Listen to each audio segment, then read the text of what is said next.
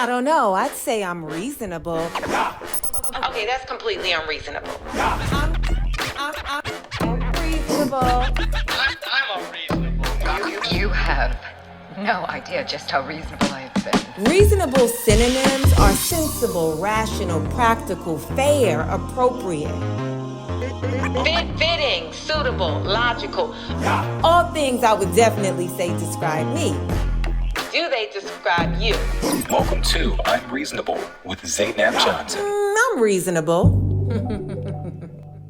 Let me hold the mic up to my mouth. Hey, everybody. Welcome to another episode of I'm Reasonable. Welcome to another episode of I'm Reasonable with Zainab Johnson. I am Zainab Johnson. On a scale from the Gulf of America to the Gulf of Mexico, how reasonable have you guys been this week?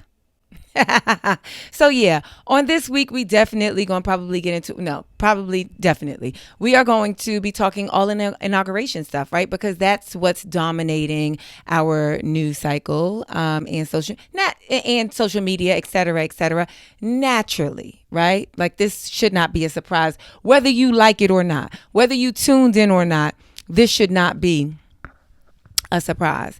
Put my laptop on my lap. I, as you can see, am in a hotel room. I am in New York City. I'm coming to you live from Bryant Park. I am in a hotel room. Yeah, so that's what we're going to be, that's what we're going to be talking about. I think that I might have some unpopular opinions or some unpopular takes on a couple of the things that were the highlights, rather, or the most highlighted parts, rather, of the inauguration. One, our former and new president, Donald Trump, right after that parade or whatever that was, he got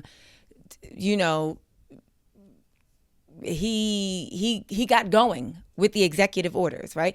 And one of those executive orders was he changed the name of the Gulf of Mexico, which he said before the inauguration that he wanted to do, change the Gulf of Mexico to the Gulf of America.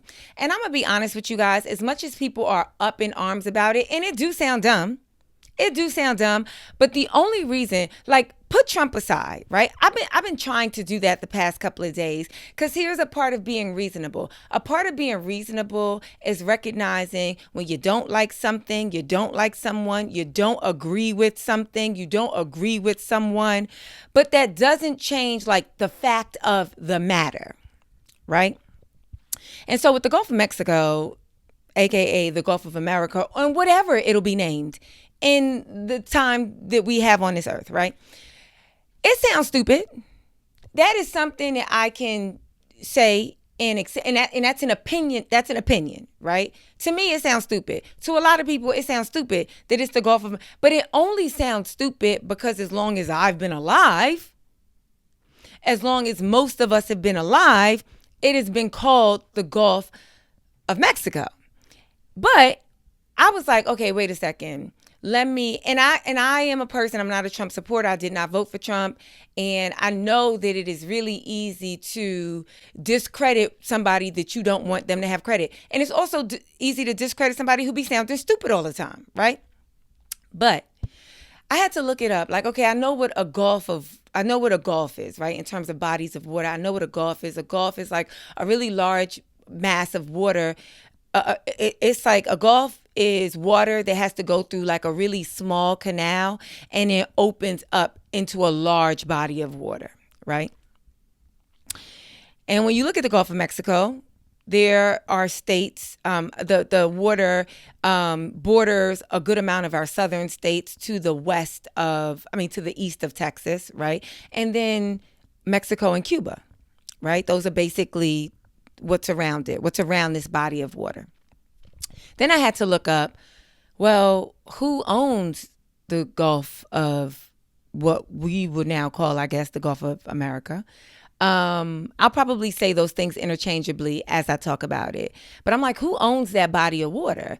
And it's like, well, technically, unlike land, no government can really own a body of water, although they can regulate what happens over and around and through that water, which is strange. Because if you can regulate what's going on with the water, then why can't, then how is that different from owning the water, right? So with all of that in mind, is it really that bad? Is it really that bad? I mean, it's not, it's inconsequential when you think about it. If from now on we got to call the Gulf of Mexico the Gulf of America, it is inconsequential, especially in terms of all the other executive orders. It's the lowest. It's one of the lowest on the list. Also, there are so many other places that were called one thing and now we call them something different. Right now we call the Netherlands, but at one point, not too long ago, it was called Holland, right? So this happens. It makes me think about my favorite movie in the world, Coming to America. When he was like, Muhammad Ali, and he like, I ain't calling him Muhammad Ali, I'm calling him Cassius Clay. And he's like, his name is Muhammad Ali. He changed his name to Muhammad Ali. And then he like, his mama called him Clay, I'm gonna call him Clay. You know what I'm saying? Like, it's like, this is not a big deal. It's foolish. It sounds silly, but again, I was thinking about it like, well, why do it sound so stupid to me? It only sounds stupid because we ain't been calling it the Gulf of America. And I am in no way, I ain't a Trump sympathizer. I ain't flip-flopping like everything. I'm standing on business like Michelle Obama. We ain't there. You get what I'm saying? But I think that if you believe that these next 4 years are going to be a fight, I am a firm believer of picking your battles, because you got to think about it like a marathon, not a sprint. 4 years is a long time when you living in it. When you look back on it, it might feel like, damn, that feel like yesterday. But when you living in it, it can feel like a long time. And so if you feel like this is going to be a fight, then make sure you pick your battles. Make sure you pick the places that it's necessary to really, really push. And the places where you could be like, I ain't going to waste none of my energy on that. And I do believe that, like, the battle of, should it be called the Gulf of Mexico or the Gulf of America? That's really not a battle.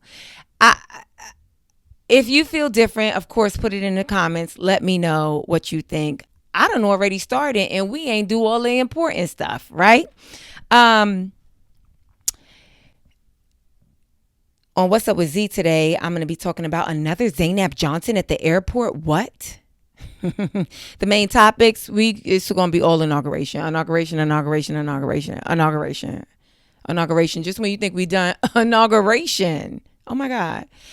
And then, I don't think there's an Ask Z this week, but if you want there to be an Ask Z in the episodes going forward, you have to email your questions. If you want my opinion, if you want me to let you know, are you being reasonable? Was that situation unreasonable? You got to send me the messages, okay? You can do that by emailing me at ZainabComedyVIP@gmail. That's ZAINAB.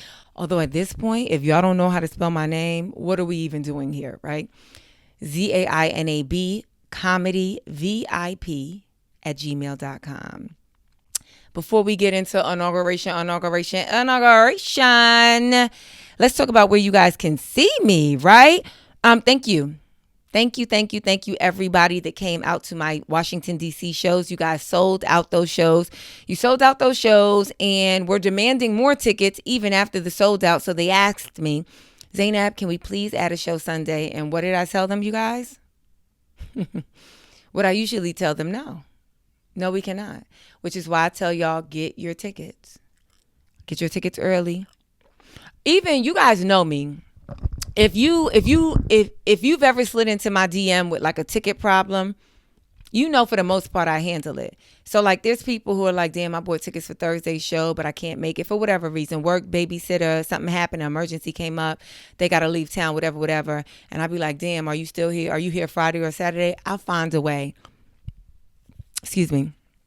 I'll find a way for you guys to get in. I take care of my people because without you being there, I'm talking to a brick wall, right? But I know a lot of people be waiting last minute, like, I'ma see. And when you miss out, I don't be adding no shows. So that means that you guys next time know, like, oh, let me buy these tickets before they go. So thank you so much for coming out to my shows in DC. I love DC. I love performing in DC. And I had such an amazing time with you guys. If you were at the show on Saturday night, late show, and I was like, it was somebody in the crowd being pissy, nasty, unlike the energy I like to have at the show, completely unreasonable. And the audience knew and let her know. And I was like, you know what? Whenever something is happening at the show and I don't have all the information and I try to extract it while I'm on stage, but maybe I'm not successful that particular night. I said people always slide in my DM and be like, girl, great show. This is what was happening. This is that blah, blah, blah, blah. And so I had let some people sitting next to our problem child. I had let some people know I'm expecting a DM from y'all later. And sure enough, you guys, I got a DM. I ain't read it all the way yet because, you know, I'll be opening up my DMs and then I'll be, you know, somebody calls me into the office. You know what I'm saying? Like, I'll be kind of all over the place. So if you feel like, wait a second, she read my message, but she didn't respond, I probably got distracted. Or you probably said some shit I ain't like. Best believe if you saying something that's like, I ain't got time for this, I'm not going to respond. Anyway, I got a DM about our problem child. Anywho, where you guys can see me next. Okay, my next show is in Pittsburgh, Pennsylvania, February 6th through the 8th. Pittsburgh, Pennsylvania at the Pittsburgh Improv. And then February 21st through the 23rd, I will be at the Zanies in Chicago, Illinois, Zanies, February 21st through the 23rd. Then for one night only, March 8th, I will be in Tempe, Arizona. One night only, Tempe, Arizona, March 8th. April 11th and 12th. Let's not even go that far, right? Because New York City is on April 4th.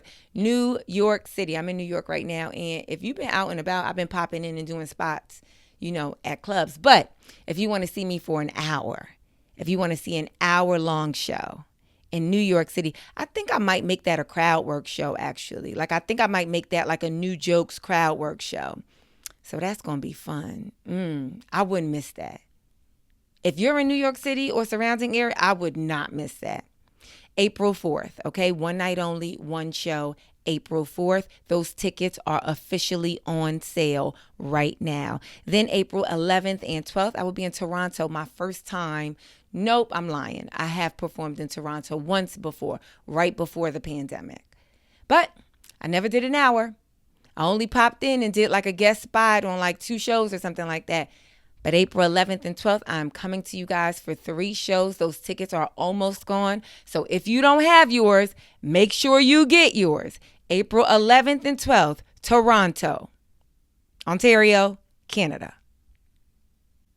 Then April 13th, I will be in Portland, Maine. 1 show, 1 night, Portland, Maine, April 13th. May 2nd through the 4th, Arlington, Texas. That's May 2nd through the 4th. Arlington, Texas. And then Baltimore, Baltimore. June 19th through the 21st. June 19th through the 21st, I will be in Baltimore, Maryland. Now, last time I was in Baltimore, I was like, okay, y'all, I'm coming to the DMV. And everybody was like, that is not the DMV. And I was like, I am so sorry. I did not mean to offend. Does anybody want to not get mad at me and instead just explain to me why Baltimore is not the DMV? Because I thought DMV just meant DC, Maryland, Virginia. But you guys being from those specific places, you know that, oh, that is a very specific area. It's not the entire state, territory, etc. I ain't know. And I understand it. Just like people don't be knowing that, like, people be thinking Brooklyn is a city. It's not. It's a borough within a city. They be thinking, at least Brooklyn is its own borough, right? They be thinking Harlem is different from Manhattan.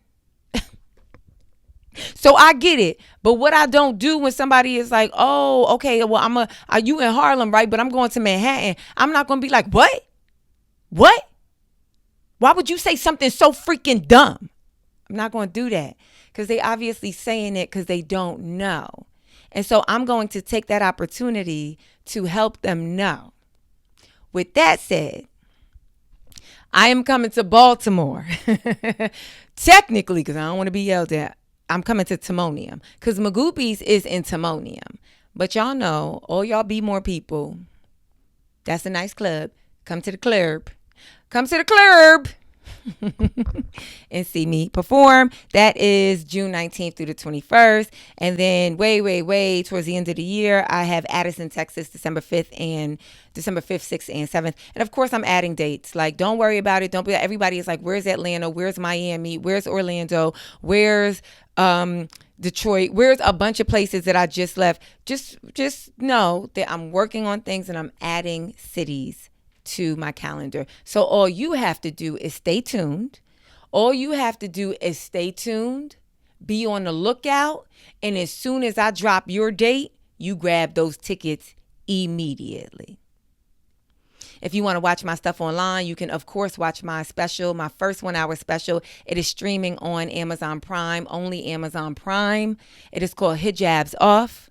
You can watch that. Also, I have a crowd work show, an hour of stand-up where it's just crowd work. It's just me doing unplanned things with the crowd. That is on YouTube. It's called The Notebook, because at the top of the show I realized, oh my God, there is somebody in the audience with a notebook writing down everything that I'm saying. And if you ever been to a comedy show, if you are a comedian at all, if you wonder how comedy works, if you wonder how stand-up works, you know that is the last thing, unless you New York Times, unless you Rolling Stone, unless you LA Times, unless you are a reputable publication writing a review of the show, why are you sitting at my show with a notebook?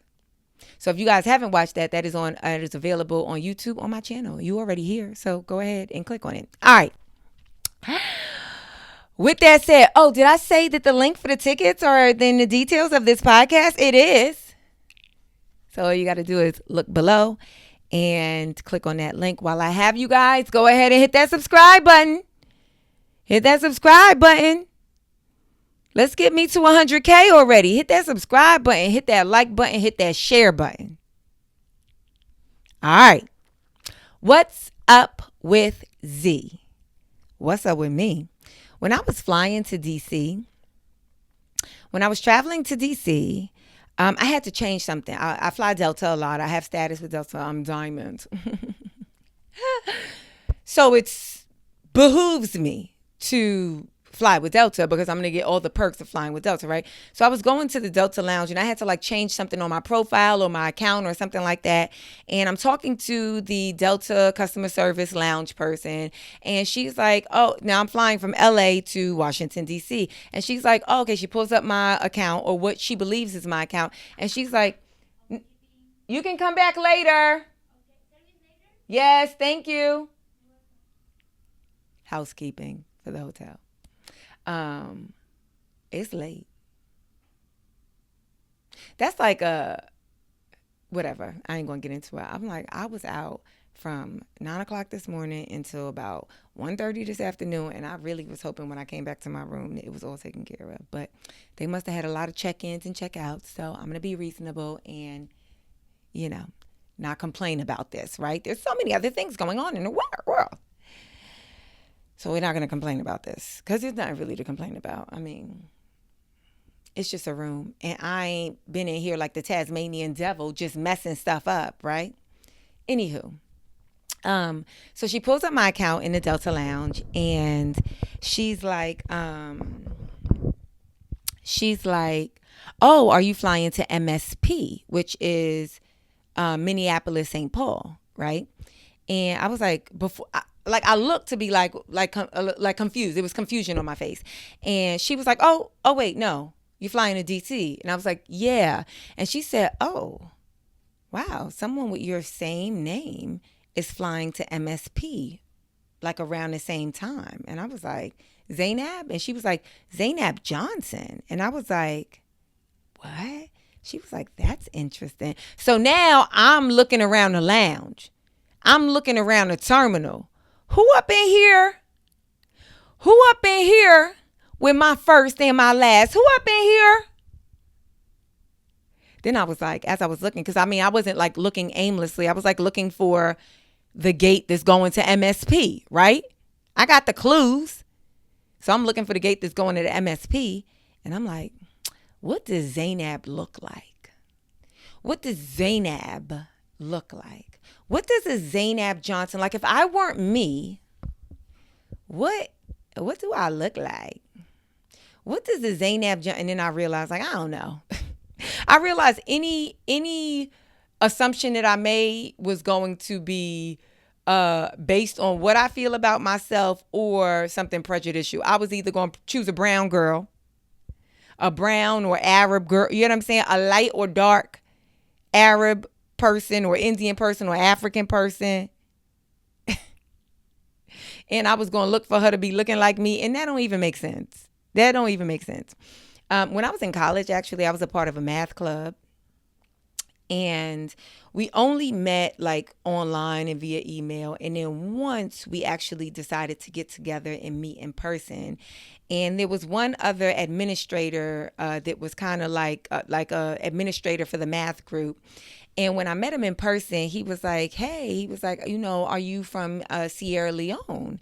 And I was like, no, why? And he was like, oh, because your name, this whole time when, we've been corresponding like via email and doing these sort of like, groups online. I never saw your face. And I just assumed because of your name that you were from Sierra Leone. And I was like, oh, okay, because it is Zainab. He was like, actually, it's the Johnson that made me think of that. He was like, it's the Zainab Johnson, its totality that's making me think that you were from Sierra Leone. And I said, oh, really? That's so strange because I always thought that Johnson was like it's like a that's like the colonizer's name, right? And he was like, but exactly. He said, so Sierra Leone was a Muslim country. And so most people have Islamic first names. He was like, but then we had he said at one point we had like an influx of like Christian missionaries and they converted a lot of people just through faith conversion, but also colonialization, right? And he was like, and so a lot of people in Sierra Leone have Muslim first names and Christian last names. And he says, so Zainab Johnson is kind of like a popular name in Sierra Leone. And I said, oh, well, you learn something new every day. I'm glad that when I was like, I wasn't like that. When I was like, oh, I'm not from Sierra Leone, he wasn't like, you don't know your name. You don't know, he just like told me information that I did not know. Speaking of Zainab, not Johnson, but Zainab, every single show, it's very rare that I'm doing a show and there's not at least one other Zainab in the audience. And people, especially people in the Western world, people who are not familiar with Islam really, they are like, oh, that's such a unique name. I never heard that name before. And in all my stand-up, and hijab's off. I'm like, Zainab is like one of the most popular female Islamic names. Like, it's such an esteemed name. And people are like, oh my God, I never heard of it. But really at my show, because of the audience that are there's always at least one Zainab at the show. Y'all saw it even on my special. If you watch my special, hijab's off, I'm like, any Zainabs? And sure enough, there was a Zainab like, hey girl. And And I'm like, thank God, because people be like, no, at every show, it be multiple Zainabs. Y'all know if you watch this and you've been to my shows, y'all be coming up to me like, I'm Zainab, my sister's name is, my auntie's name is Zainab, my cousin's name, my friend's name is Zainab, my niece's name is Zainab, my mother's name is Zainab. Zainab's everywhere, okay? At my DC shows, Zainabs were at the show, and they gave me such a wonderful gift. 2 Zainabs came to the show. They came to the show together, and they gave me a Zainab necklace, a gold necklace that has Zainab in Arabic, and I love it. I love it. I appreciate all the gifts that I'm giving at my shows, but some things it just be like, some things it'd be like, dang, I needed this. Like this girl gave me some brushes, a brush set. Dang, I should shout her out. I'm gonna shout her out on my Instagram stories because I can't think of the name right now of her brushes. But she gave me makeup brushes. Like I need some makeup brushes. Because being a girly that don't really do makeup like that, y'all know my brushes be like 20 years old. Not 20 years old, but they don't. I ain't one of them people just like, oh, I got this brush because I love doing makeup. And so I be buying the tools. I'm re-upping on the tools. No. So she gave me brushes. It's like but the Zainab necklace, oh my God. Be in my spirit, in my soul. And it sparked an idea for me that I'm currently working on right now. So, okay, so that is What's Up with Z. The reason why I told y'all that story about my name, though, like about me looking for the other Zainab Johnson in the airport, is because even if your name is like popular or not as popular, do you ever meet people who have your same name and like think like, dang, you don't look nothing like what I imagine my name looks like? Does that ever like even when I meet people with like, I'd never meet anybody with my sister's names. I meet my brothers are named Muhammad and Abdul. And so I meet men all the time, every day, Listen, I encounter probably about 9 or 10 Muhammads every single day of my life. But my sister's names, I don't ever really meet any other women with my sister's names. I probably have the most popular Islamic girl name of all my sisters. But my mom before she reverted to Islam, she of course has her given name that was given by her Christian parents, right? And so it's a common name. And her Islamic name is not a common Islamic name, right? So I meet people all the time with my mom's like Christian name, her birth name, right? And I be like, they ain't nothing like my mom. Cause it's like that's the first person I knew with that name. That is the person. I'm gonna be honest with you. I grew up calling my mother Umi, which is like mother in Arabic, and so I actually didn't really know her name for a while, like as a kid. You know what I'm saying? And then my grandmother started saying her name, and I'm like, who that?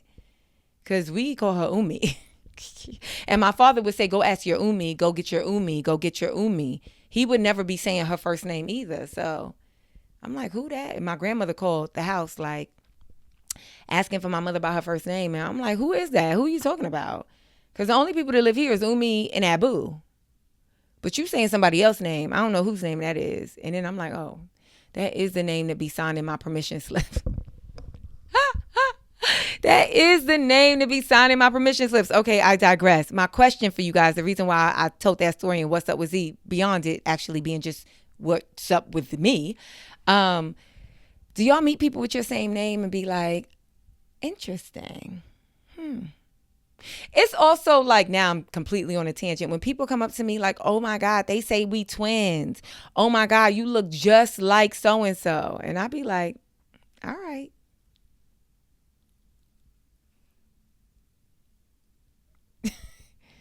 All right. If you say so. Y'all ever have that? So many people be like, yo, they say we twins, Zainab. And I be like, And this isn't about like attraction or not, because y'all know I be raving about especially the women in my show. They be so beautiful. So it's not about that. It just be like, we don't really look alike. You thin, and I see your cheekbones, but we don't look nothing alike. But all right. Your friend said we look alike. All right. Anywho, main topics. The inauguration. Let's get into the fashion of the inauguration. All right, let's get into the fashion of it all. First of all, Melania's hat. Ain't really nothing to talk about. It was just a bunch of blue suits. Blue suits and white men. I ain't seen so many white men in blue suits since 7 years ago. Okay? So ain't really nothing in fashion. And as I said, Michelle sat this one out. So what we looking at? Melania came in with a hat. Everybody was making fun of her. They was calling her the hamburger. I'm going to be honest with you, and this is an unpopular opinion probably, but I know it's just because people don't like Trump. Melania looked nice. She looked nice. She looked like high fashion. You can make fun of it if you want because, she involved with a buffoon. So, she going, and we don't know what her core values are. We don't know what she got going on. We can't quite trust her. And so she's an easy target. But if that same outfit, look at the whole outfit, the hat, the long like coat blazer, look at the whole thing. If that was on Tiana Taylor, if that was on Tracy Ellis Ross, if that was on Kelly Rowland, we would have been like, yes, bitch, yes. And hat low, brim stiff, can't even see your eyes. You don't deserve it. Yes. But because it's on Melania, she getting all the jokes, which is fine. The funny thing to me is the brim. So here's the thing. You know what you're wearing. And I think that probably the stylists were probably panicking a little bit because the event was supposed to be outside. And so I'm sure all the stylists were really focusing on the outerwear, right? They was really focusing on the warm weather items, right? Like, okay, well, we don't really care about the dress underneath. Not for the outside portion because y'all about to be in 20-degree weather. So we going to make sure that we got coats. We going to make sure that the coat is the look. And then last minute, he was like, we're going to move it inside. We're going to move it inside. And I know that it was cold. I was in D.C. It's much colder today in New York. It was 9 degrees when I left the hotel this morning. 9 degrees. In D.C., it was like 30 degrees. It was like 30 degrees. 27, 28, 30 degrees, which is cold. Fahrenheit. Just anybody watching not in the United States. I'm talking Fahrenheit right now. Okay, not Celsius. Not Celsius. They like 29. That is rather warm. No. I'm talking about Fahrenheit. Okay. But I think he really ain't want to have to worry about his crowd size. I think he really was just trying to avoid, you know what I'm saying, pictures. Remember in 2017 or 2016, when his inauguration, it was like, part of the monument was empty. And now he don't like stuff like that. He don't like optics like that. So he like, you know what? It's kind of brick out there. Let's move it inside. That way it's a limited amount. You know what I'm saying? It's like, let's do what all of them billionaires that surrounding him about to do. Increase the demand, lower the supply. Don't say you ain't hear it from me first. Anywho, so the stylist had to make like quick switches, right? Because it's like, oh, shoot. Well, we going to be inside. Okay, what's the dress? Okay. We can't really focus on the coats. Melania knew her outfit. She knew that hat, right? Now, you know that hat is going to prevent that hat. She built a wall. Trump like a wall. She built a wall around her entire face. And we realized it when he walked out and he went to go kiss his wife like every president does. They walk out, they go right to their first lady first. They go to their first lady first and they give her a nice little polite kiss. This is my lady. This is my first lady. And if they got kids, they greet the kids. Y'all saw when Trump, I don't think Trump ever be around Barron. Barron is like 18 now or something like that. Apparently he a freshman at NYU. I'm sure they sending a proxy to them classes though. I'm sure of it. But I could have swore, I don't know if the lip reading people is coming out, but I could have swore when Trump shook Barron's hand when he walked out, Barron was like, nice to meet you. Was that just me? And Trump was like, it's good to put a face to a name.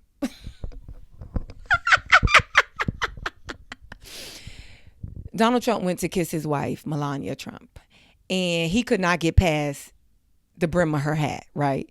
And I think sometimes because the camera is not like right there in front of you, you forget that they got these amazing lenses. I believe they're called telephoto lenses. They could be so far away from you, a football field away from you, and they could zoom in and get every pixel, every little wrinkle on your face. And so the camera just kept, the cameraman, sometimes they be knowing what they doing, zoomed in to see the fail. He goes in to kiss Melania, but he can't get past the brim of her hat. Now, here's where Melania, she don't care. She don't care about what's happening. She don't care about that man. She don't care about what it looked like. She only care about the fashion and the makeup. She don't care about nothing else. Because any wife that loves or cares about her husband and what he looked like even a little bit, they would have moved that hat and helped him. They'd have moved the brim of that hat and helped him. Now Melania, no, she looked straight ahead.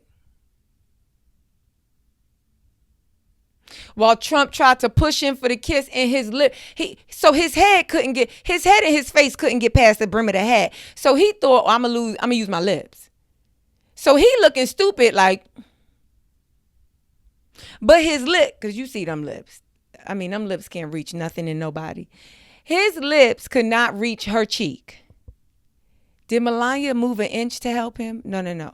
The camera zoomed in to show you just how much space was in between his lips and her face. Probably a good 1.5 inches. Probably a good 4 centimeters. What? But she looked nice. She looked nice. Let's see what everybody else was wearing. Let's see.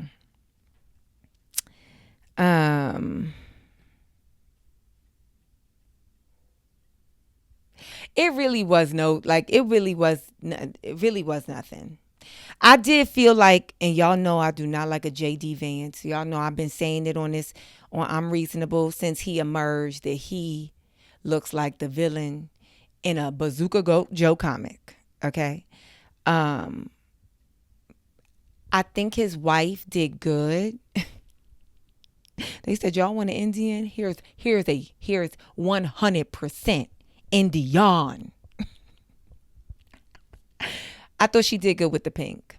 Because on camera, right, I'm watching it on CNN on a large LG television in my hotel room.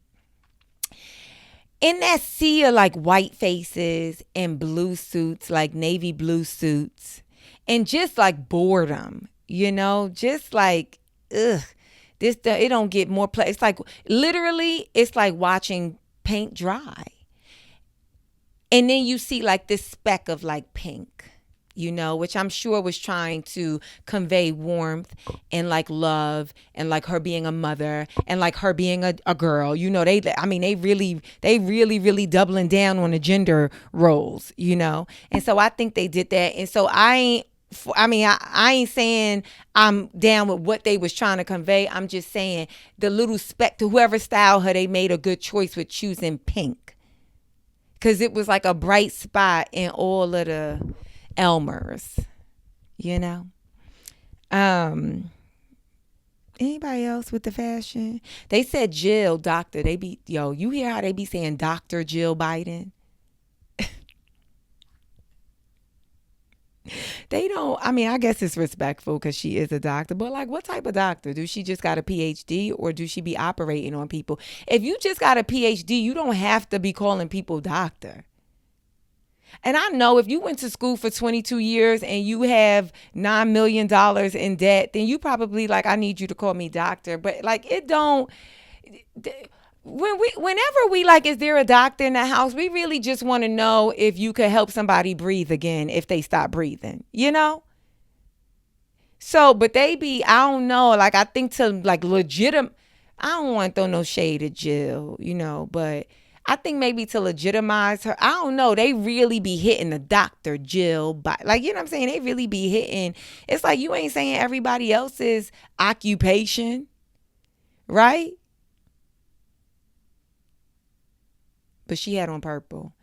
And I don't know if this was her intention, but red and blue do make purple. Blue Democrat, red Republicans. Blue liberal, red right. And by right, I mean right wing.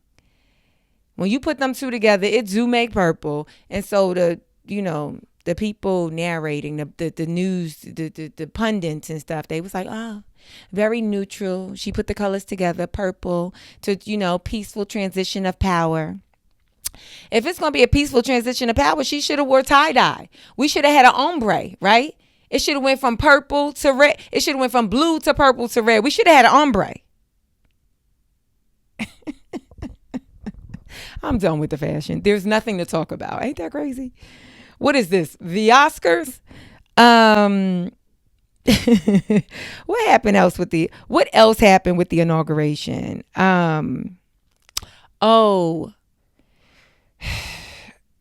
So on the Weekend Live, which is a new accompaniment to this show, I'm Reasonable. I'm doing Weekend Lives, right? I'm doing that on Sunday.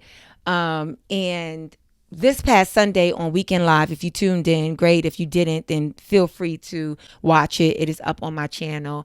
I talked about the hip hop artists getting backlash for performing at the inauguration, any festivities having to do with this inauguration weekend, etc.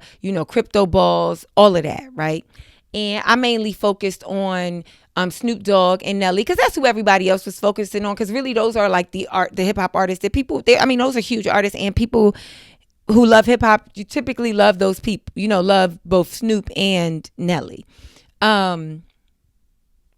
But there were a lot of other people who performed, but they were the ones that really made the news cycle. They were the ones that were on the top of the shit list for people. And I'll say this. I don't agree with it. But, and you have the right to support, you have the right to pull your funding from anybody that you like. If I do something or say something that you feel like you can't get past, you don't like, whatever, then you have every right to not purchase a ticket to my show. You even have the right to try to get a refund for a ticket that you already purchased, but the show hasn't happened yet. You got that right. I would never try to talk you out of that, right?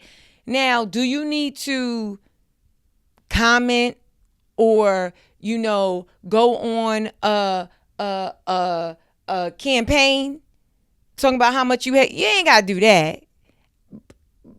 But if you feel like that's the best use of your time and energy, then live your life, right?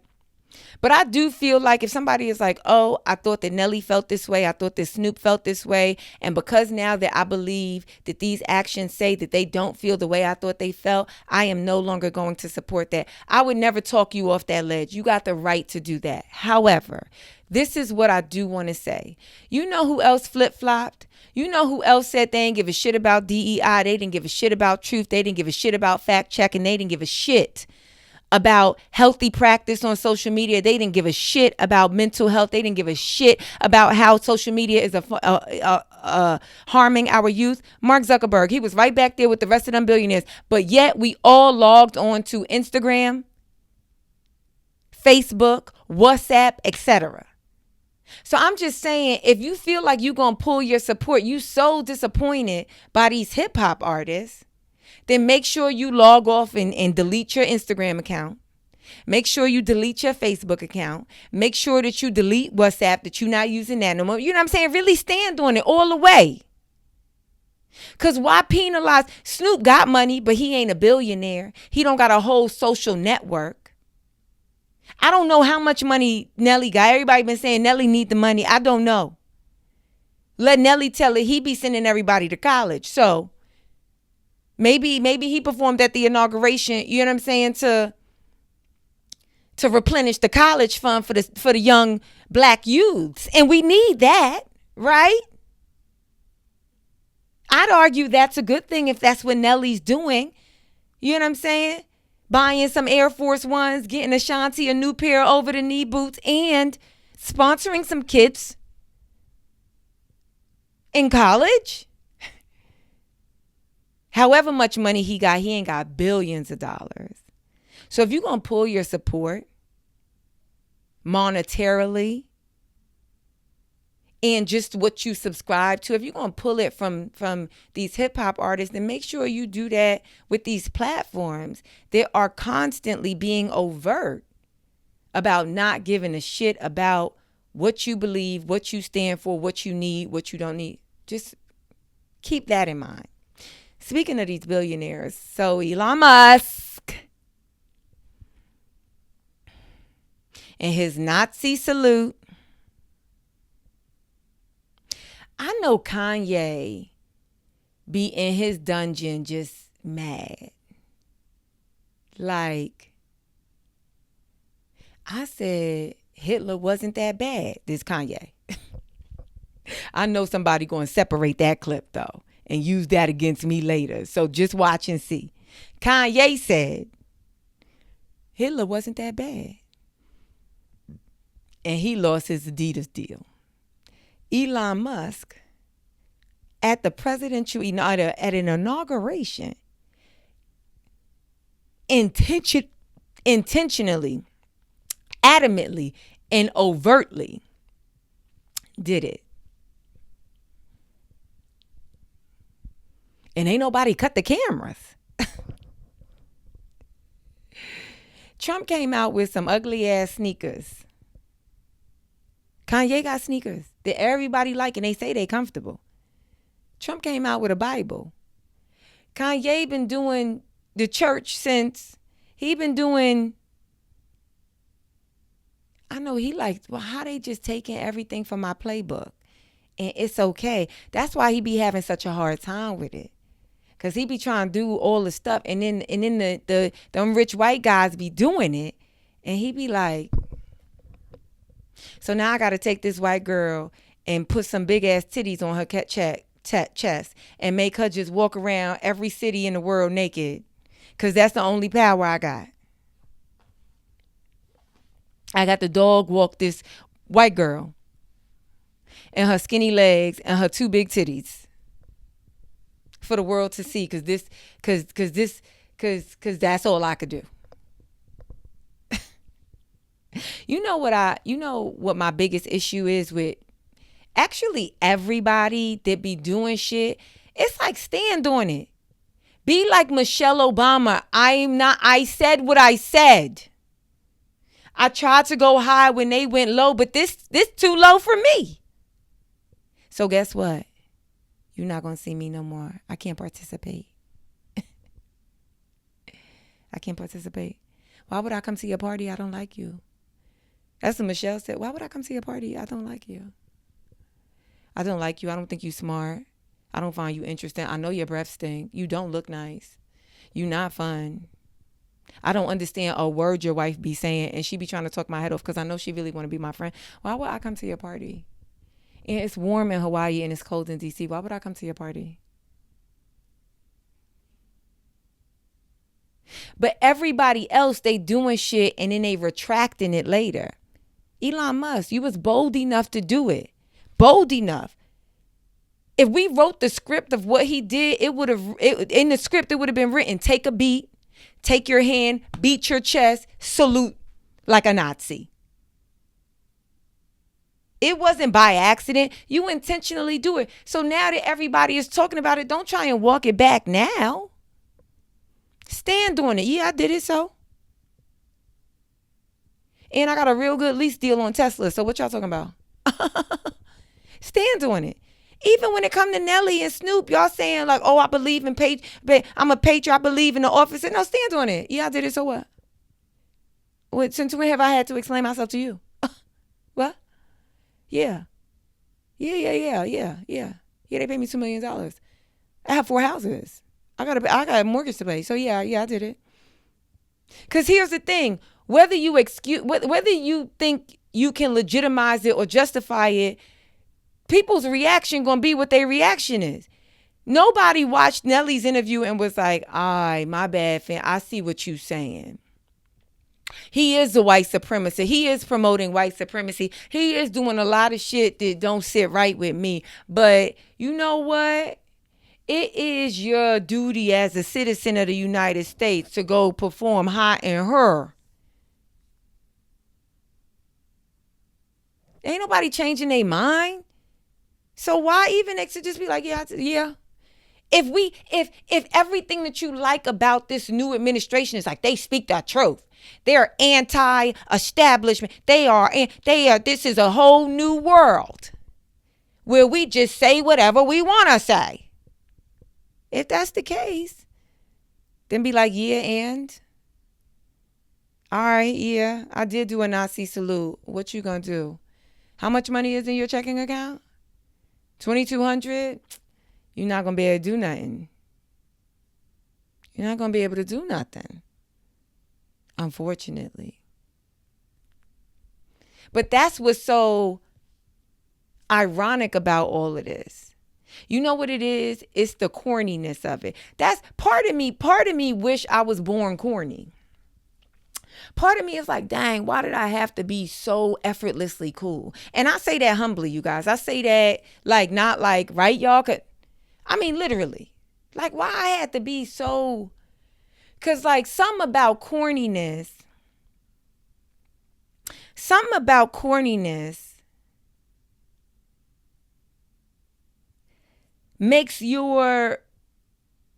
provides you with an endless pursuit of power. Endless pursuit of power.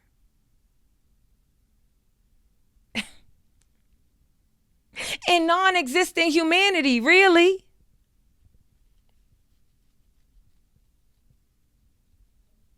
Elon Musk look like Pee Wee Herman. I'm so sorry, Pee Wee Herman. I think that's it for me, you guys. That's it. Oh, did I already say Michelle was not there? Michelle was not there. Our girl, listen. Michelle said, I am over here listening to Martin Luther King Jr. I am over here drinking Mai Tais. I have no idea if Michelle drinks alcohol. I'm over here getting a facial while the I Have a Dream speech is in the background. I'm sure she thought. But I am over here peaceful with my sunblock on, my sunscreen on, letting the sun kiss my beautiful chocolate skin. I ain't thinking about nothing y'all doing over there with your Elmer's glue and your Hellman's mayonnaise.